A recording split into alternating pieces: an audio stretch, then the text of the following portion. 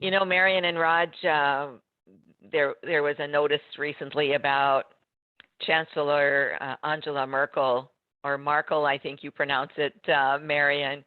And what an amazing, she was the first female chancellor of Germany.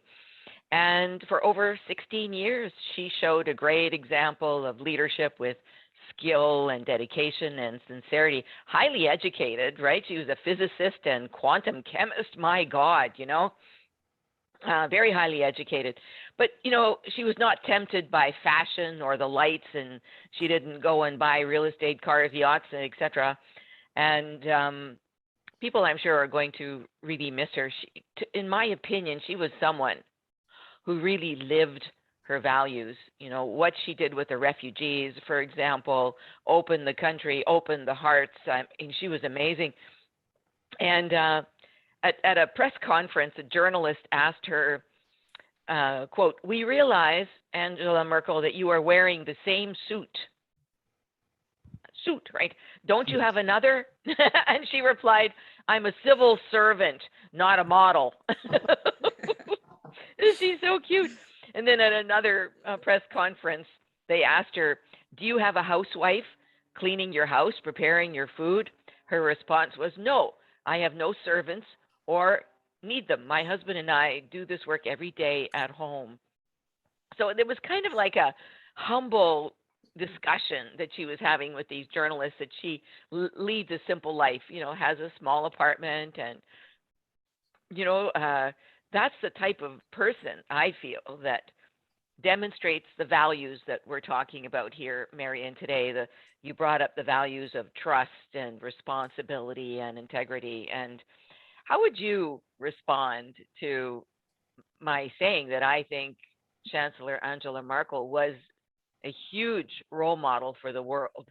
We, you know, many people consider her to be the global leader, the leader of the world. You know, what do you think?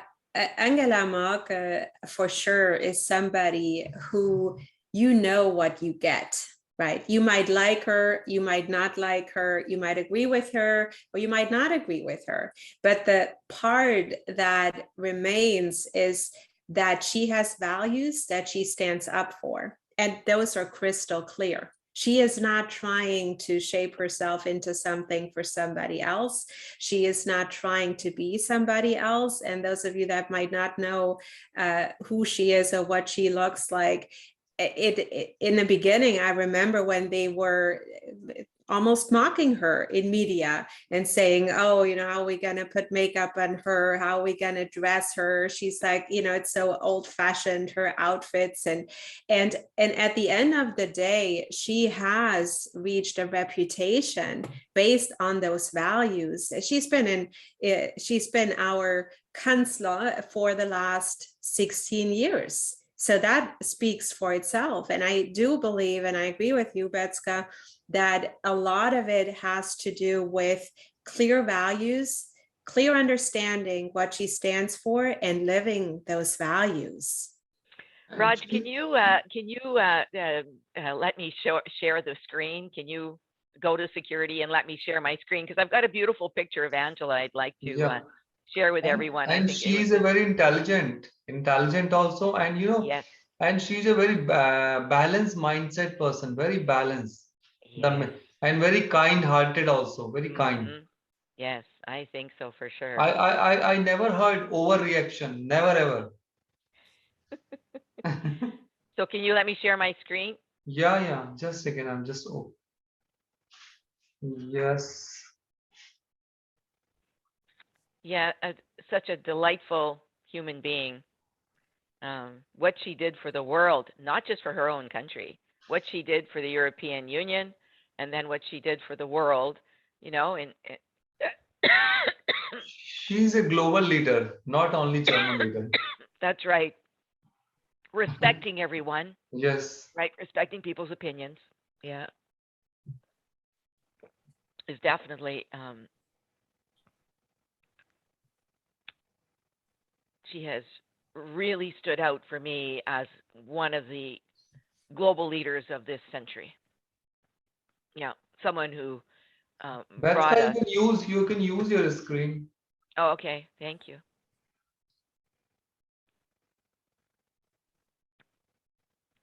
There, can you all see it? Oh my God. Here she is, right?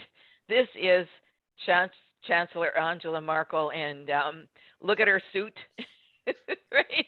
Look at her jewelry, very simple, elegant.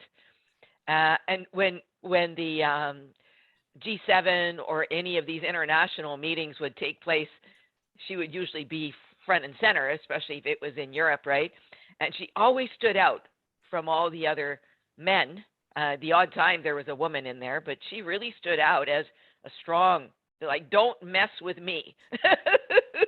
Yes, Right? but in a very calm way, Yes. not by power, not by yelling, screaming, but just by her presence. And again, the values that she was exhibiting. I don't think there was ever anybody that had a doubt as to what she was trying to communicate. Yeah. Very Yeah, that's for clear. sure. And part of that also is the German directness, and part of that culture where, you know, the communication is fairly direct. So, earlier, Marion, you brought up this notion of it's important that leaders do the right thing. And when we look at Angela, you probably have first of all, I want to say that her name has the word angel in it. I think she really led with her heart, highly intellectual, but I think she really led with her heart because she cares about people in terms of doing the right thing. It's not about her. It's not about power or fame or glory. No, it's about serving the people of her country, of Europe, and of the world. And that's maybe why I love her. What do you think? I do believe that she really had the people in mind, and, you know, looking at it from a collective standpoint, and we talked about it the last half hour about how we exhibit the values and how it really has to come across on not just a selfish level, but considering all the other pieces of the impact. And I do believe that, you know, as a leader, we have a role model function that is perhaps one of the most important functions, and especially as we're going through a very changing, disruptive time, and a lot of corporations, which corporate values we discussed, and of course government is a similar conversation there, but a lot of corporations are going through a lot of change, and that requires a certain level of leadership, of standing up and standing for your values, exhibiting that, role modeling that, because there are many people that are relying on us as leaders to make the right decision. Mm-hmm.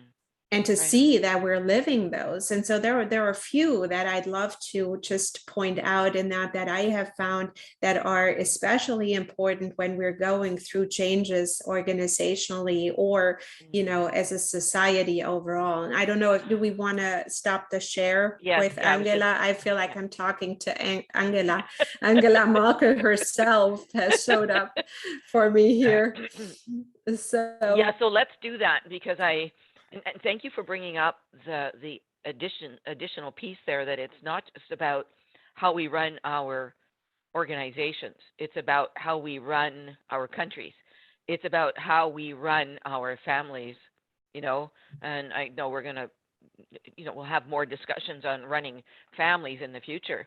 But what are some of those key points, knowing that we are going through tremendous change right now? Yeah. Everywhere I look is change, right? Yeah. See, in corporations, oftentimes when we go through change, or generally as human beings, change often doesn't bring out the best in us. It brings out a lot of feelings of fear. It brings out feelings of losing something, whether that is, something that we've done for a long period of time and we are afraid to, what if we can adjust to whatever change there might be, or what if we don't know how, or just the effort it takes to learn new things. And so when we're looking at it from a oftentimes very fear-based basis, it's even more important that we do certain things to help us as an organization to effectively go through this change. And one of the key points is that we need the accountability, we need the buy-in, and we have to make sure that people are having a certain piece in it, a certain part, they're playing a part. It's not us as leaders that are lifting all of this alone, but it's having everyone within the organization taking on their part and really working through the fears that potentially come with that and creating something that is better. Mm-hmm. Okay, so the question that needs to be asked, because I can hear our podcast, our viewers wanting to know, okay, Marion, if you were to come into our company, knowing that our company is going through massive change, what would you do? How would you guide them as a consultant? Mm-hmm. How would you guide them to create systems, like technical systems within their organization? How would you lead them to create people systems? What would you do to help them navigate change? Yeah. And yeah. So the first start is always the assessment. You have to have an idea of what's actually happening, because more often than not, what leaders that approach me with certain changes or certain needs, what they think the problem is not always the problem. They might have an idea around it. Like, for example, I worked with one company who has had a leadership position for many, many years, a life safety service product that they did very important work. And so when they started seeing competition come in because the market opened up, it changed the picture. And a lot of fear came up as to, we have life safety services. We have to make sure from a building standpoint, we have to make sure we are getting our services out. Yet now we are having all of these conflicting interests where manufacturers want to get approval on their products. And of course, they also have the interest of building safety in mind. But at the same time, there's a lot of logistical processes that play a role for them, which in turn, of course, have an impact on their results. And so looking at that assessment and really identifying what is actually happening, what are the changes that we need to address? How are the people within communicating? How are we set up, of course, from a more practical standpoint? Do we have customer service? Do we have a process flow? Do we have good leadership and leadership levels in place as we need it? And so forth. So that assessment is always the first start. We can't just assume that we have identified the problem in a meeting, right? And now let's jump on it and let's address it. Now we have to really analyze and look at this from that standpoint to see, okay, what is happening? And then from there, we come up with, I call it a strategic roadmap.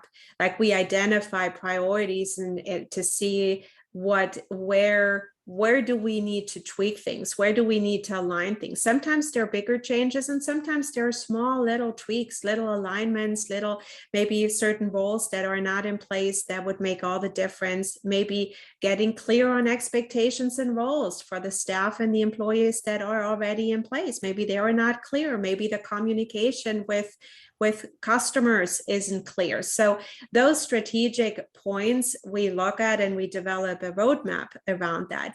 But then perhaps just as important, and actually more important, is the execution.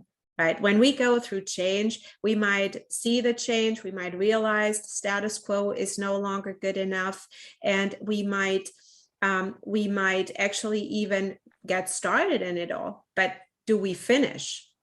Is the question, because how many companies do have strategic plans and roadmaps and it's still not working because the execution isn't. And that's where the guidance comes along, where I am working with companies to help execute and potentially tweak things again to see, okay, what's working well, what's not working so well, and how can I provide that support to get through that change, because change rather more often than not doesn't come easy. It carries a lot of disruption and a lot of emotions throughout the organization. So that's the part there again, and within that execution, the accountability, right? We all have a piece in the execution. It's not just the leaders that have that piece. And so another point along with that I have found some of the best leaders do very well. They admit that this is not easy work. Yeah.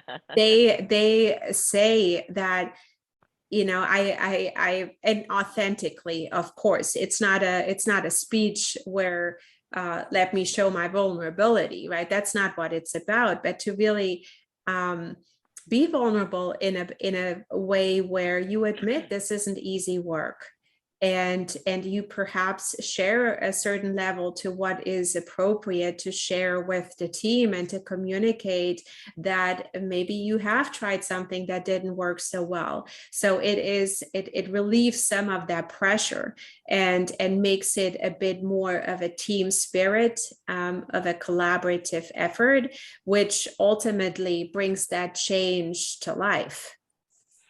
So what I'm hearing you say is that that assessment is really critical, because you're going to help them see their blind spots, right? And that's the beauty of having a consultant like yourself come in, because you're looking at it with fresh eyes, right? You're asking tough questions, right? Yeah. You're getting them to, and in that assessment, what I'm getting is that you are looking to see how those three values are being exhibited in that company. How well is trust being exhibited and identified, both ways, you know, from leaders to employees and back again. And how about responsibility and then integrity? So I'm assuming that assessment is really critical for identifying how those three values are being exhibited, plus their own corporate values, right? Because these are the values that you believe every corporation should have, but they might have others. Yeah, see, without that assessment and a meaningful and accurate assessment, everything else you build on top is not going to make a difference. If your assessment is wrong, you start building and you make assumptions and you start working on certain things that in the end are not even the problem. Mm-hmm. And when you're dealing, corporations are made up of human beings. And there again, we have a lot of agendas, we have a lot of conflicting interests within the organization, that if you're not clear and accurate on the assessment, everything else is not going to work. And I'm giving you another example of that when I worked with one company that was expressing to me that they felt that the employees didn't care. They were working with the field and with sales, and they just didn't feel like the employees were doing a good job or they were supporting the sales. And after that assessment, what we realized was that they didn't feel valued. They didn't feel appreciated. They felt like the priorities changed all the time. They felt they were secondary to sales because they were not revenue generating, but rather in this case, marketing, it was a cost center. They felt that certain parts of the organizations got all the kudos, whereas they did not. And so they lost motivation, they lost performance, and it was managed and led in a way where people were competing with each other versus collaborating.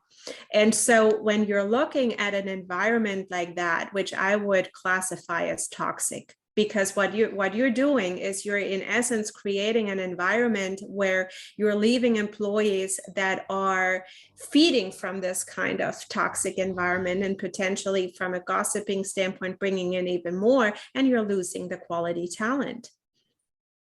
And anything you're building on that is not going to have the results that you're looking for. So you need to start at that core. You need to start looking at, how can I make sure that we are taking into consideration the different interests that each function has, whether it is sales that has a very pressured job, oftentimes demanding clients that they are looking to please and to serve. And how does that then in turn work with the supporting functions such as marketing? And when you are supporting the sales, which brings in the revenue, how can we make sure that a department, say like finance, right, who needs to provide the flow and the logistics and all of that, how can we make sure that the teams within are working well together, so you have a flow versus everybody looking to be in the spotlight and almost in a position of, I have to explain myself. Why did I spend this money? Why did I do this? Why did I do that? That doesn't create the results you're looking for. So you have to flip that around. My point being that the initial assessment was, they don't care, they don't understand sales, they don't support them. But that was not the problem. And so I could give you a number of examples as to what the original problem, quotes, was, and what actually the assessment brought out, where the underlying cause really stemmed from. And until you realize what is the underlying current that's brewing, and you assess that and you build a strategic roadmap on top of that, that then of course needs to be executed, until that happens, you're not seeing meaningful change. You know, one of the values that I admired in Angela Merkel was her humility.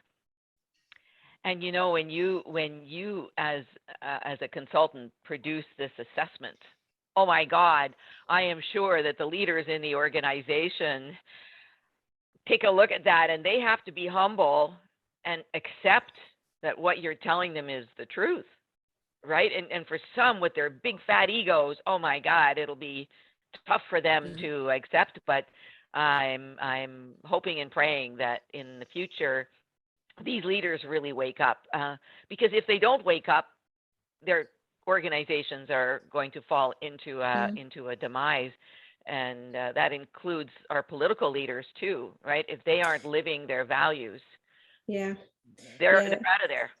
See, you're bringing up an interesting point to that, and really a layer of that, because when you're looking at it from an ego standpoint, right, and you're potentially taking that as a reflection of you as a leader not doing a good job, versus like this initial example I shared with you in the building industry, where the leaders I was working with, they honestly didn't know what was happening, like how to address it.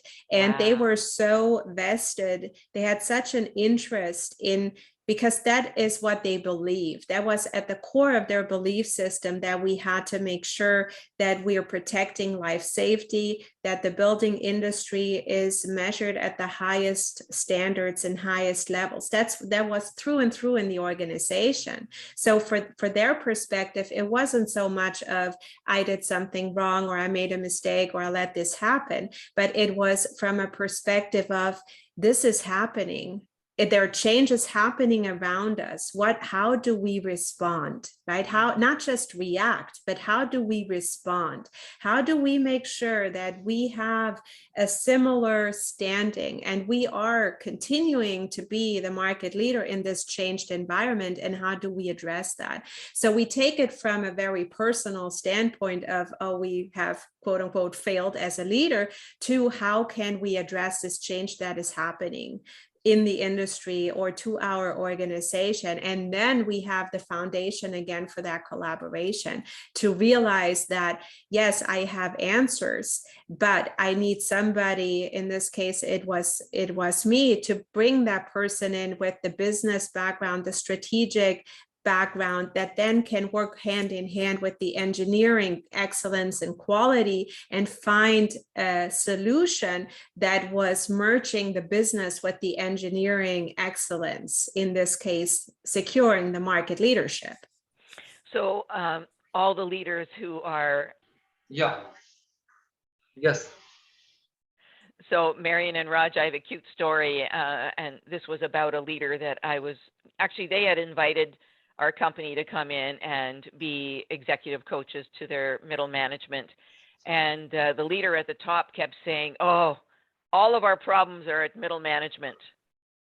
And of course, once we started coaching the middle managers, they're saying all the problems are at senior management, like everybody's blaming and judging each other.